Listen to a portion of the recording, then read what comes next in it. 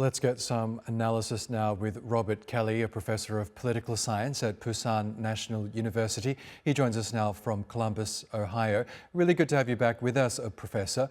On Friday, we saw extraordinary scenes of those investigators attempting to arrest President Yoon, but were prevented by more than 200 of the presidential security staff and members of the military. We now have a midnight Monday deadline for that arrest to happen. What do you see happening in that regard? Might investigators try another time before the deadline to arrest him?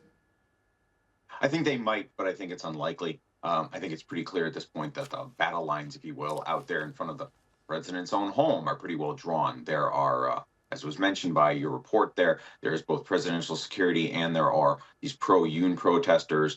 And it looks like, from what we see on video, it looks like that to get to the president himself would almost certainly require violence. And that's what everybody's really trying to avoid here, right? To sort of maintain at least the semblance of sort of like structure and rule of law and the rest of it. And the last thing you want are sort of police from either side attacking each other. Old Yoon's protesters the pro-Yoon people tend to be a little bit older. You don't want police sort of pushing around, some 70-year-old or something like that.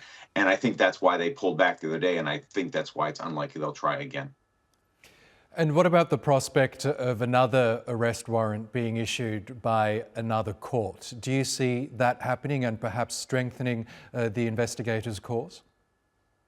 Yeah, I would imagine there'll be another warrant. I mean, I think the arguments for it are pretty clear, right? They're concerned, the courts are concerned, and generally, I think the public in South Korea is concerned that President Yoon has not really cooperated with the investigation. It's still really unclear, why he did this. Was it really necessary to declare martial law because there was parliamentary gridlock? That seems like an extraordinary overreaction. There's still a lot of mystery about like why this happened and who was involved. And the president he's stonewalled, and this is really unhelpful, right? And I think that's what's gotten us to this impasse, though. But I think your reporter in Seoul from the previous bit there was correct that ultimately I think this really isn't that important, right? What really matters is the constitutional court and where they will find on this. I imagine they will remove him, and I think the perception of that Yoon's time is limited no matter what. I think that also has driven the decision to pull back, because even if he isn't brought into custody now, the likelihood that he'll survive this, I think, is pretty low. And so, are you willing to risk a major, potentially violent incident for that? I don't think so. So even if there's another warrant, I think that probably won't be actually served. And when might we see a decision being handed down by the court? When could all this be resolved?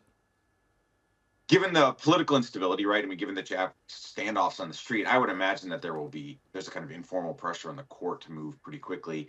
There was a president in South Korea who was impeached, I want to say about 8 years ago, I think 2016, 17, and that process went pretty quick. I want to say it took about 2 months. In this case, I think the evidence is more open, it's more obvious. I mean, the coup or the martial law or power grab or whatever we're calling this took place on television. I mean, the whole world watched it. If you were awake at 2 a.m, you could watch the police breaking into the National Assembly building. And so I imagine that the evidence is pretty clear. I imagine he will be found guilty and removed. So yeah, I think this will go pretty quick. If I had to guess, I would say by the end of February. Okay, Professor Robert Kelly, it's really good to get your thoughts as always. Thank you. Thank you for having me.